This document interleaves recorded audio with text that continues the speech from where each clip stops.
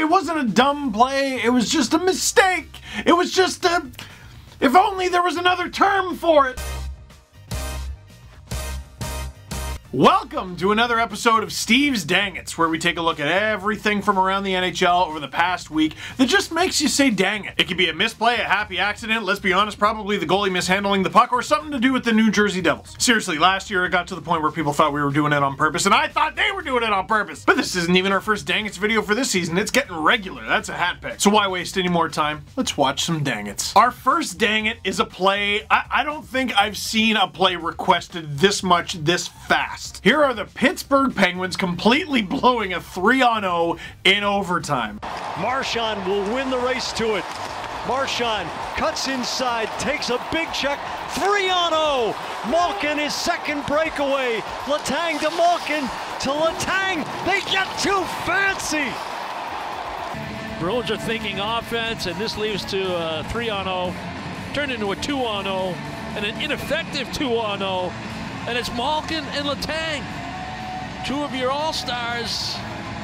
That was painful to watch, unless you don't like them. So here's what happens. It's disaster in the Bruins zone. People are falling all over the ice. The Penguins break out on a 3-on-0. It's Bryan Rust, Chris Letang, and Evgeny Malkin. That's a recipe for a bad time if you're Tuukka Rask. Now, their 3-on-0 dies pretty fast because Rust is like, this maybe isn't a good idea if we all commit, so he hangs back. But you still have a 2-on-0 featuring Chris Letang and Evgeny Malkin. That 2-on-0 is $16.75 million against the cap. And so they cross the blue line, they're in the Penguin zone, Letang and Malkin, who's gonna take it? No one! I already know Chris Letang's Canadian, but I want to see Malkin's passport checked. He's been conning us this whole time. I know a Canadian standoff when I see one. You take it, I insist. And Tuukka Rask goes, I'm just gonna take it. And Rask cuts off the pass, the Penguins blow a chance to win the game, but it's okay, they would come back and win it later. And by come back and win it later, I mean, no they didn't! Boston came back and won it on a 2-on-0 of their own!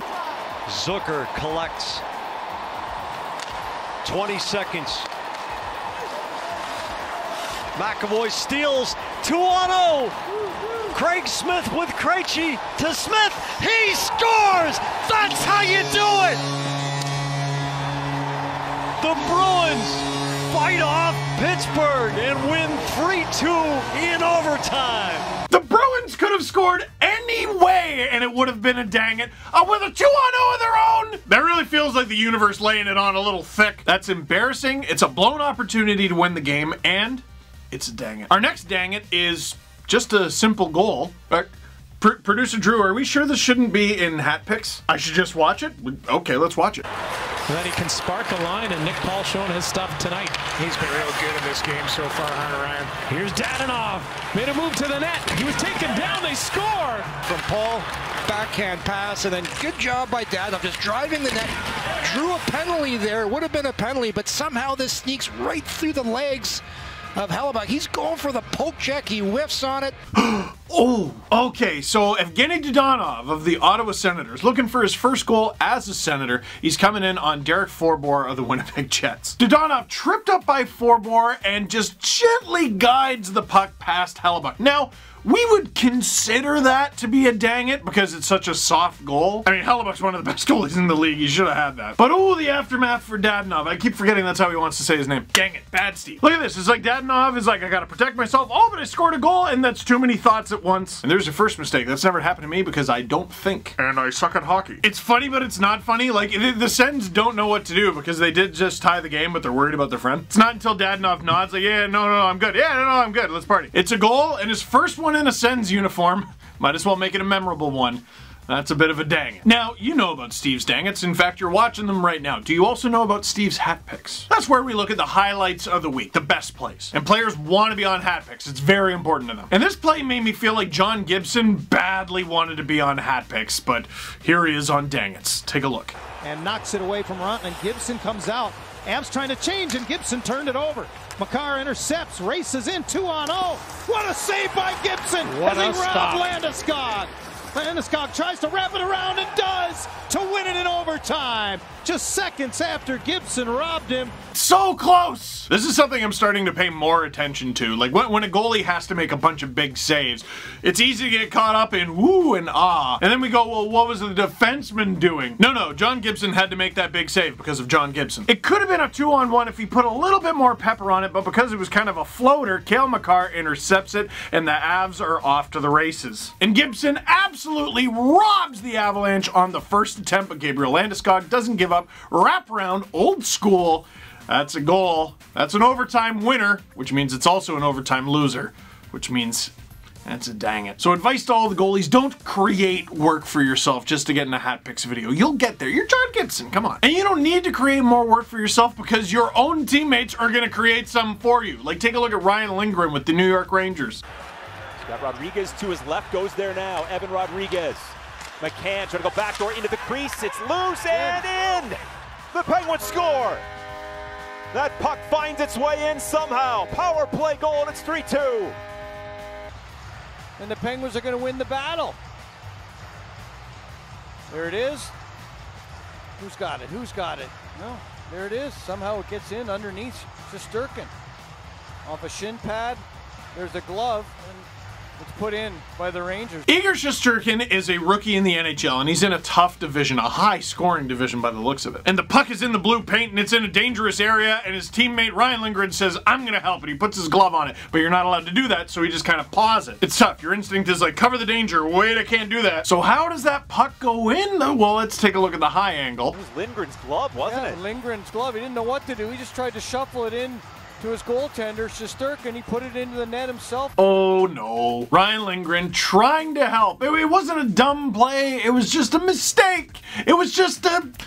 If only there was another term for it. Ah, yes. Ryan Lindgren.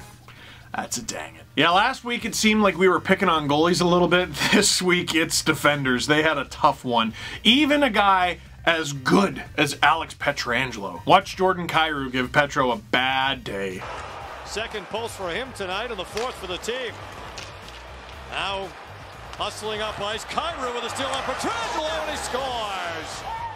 What a turn of events. Jordan Kyrou cashes in after the post from Pacioretty at the other end, and it's 4-2 St. Louis. And the other ways, Pietrangelo trying to play this down, not hard enough, and Kyrou going to win the battle for the puck, comes in, and as Leonard goes for the poke check, he's going to lift it up and over.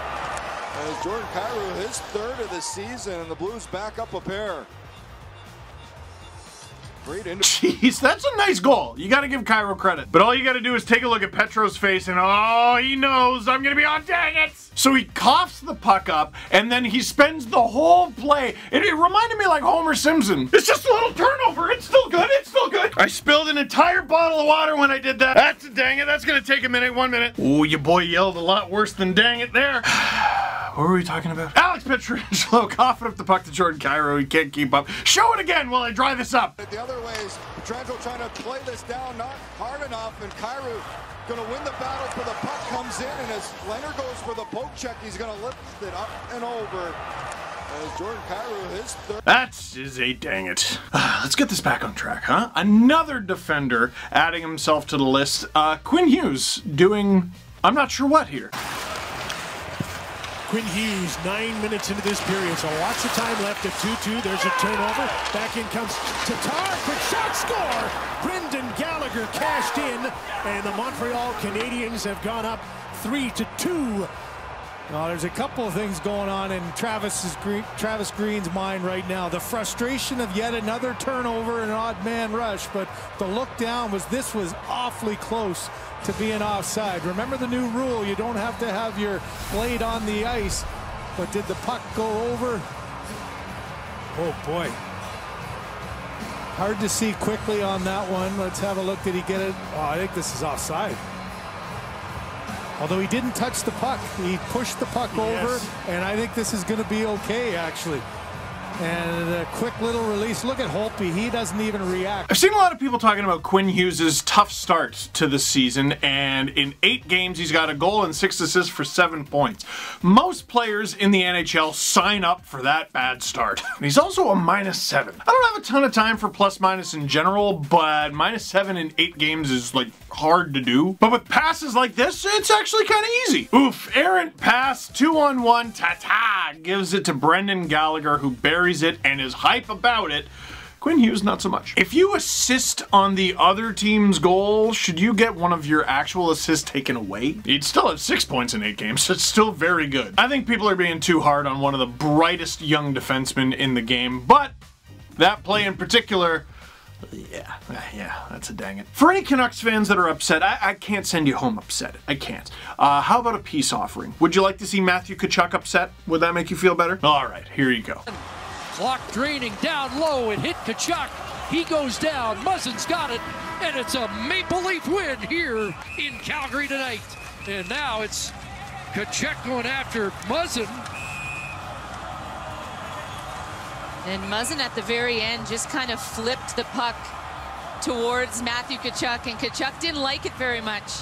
Well, we had a little extracurricular after the horn on Sunday, and Tkachuk was in the middle of it.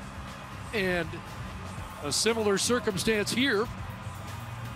And a pretty harmless play, but you know that Muzzin recognized that it was Matthew Tkachuk that was there, and you think of the last game and some of the antics that went on, and just right here, look at this, just a little shot towards him, nothing major, but Tkachuk, of course, isn't going to like that.